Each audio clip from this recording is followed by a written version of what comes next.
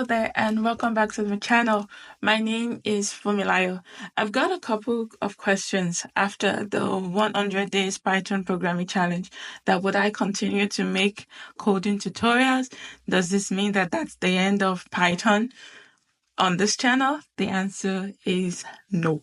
So I'm happy to announce that this is the beginning of a playlist that every Friday for the rest of the year, there will be coding videos.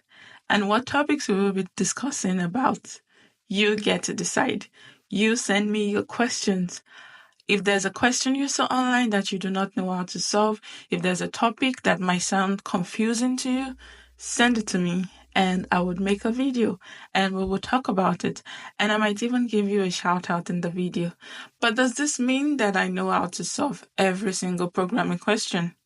The answer is no. So I will research and make sure that I can break it down in a way that you would understand.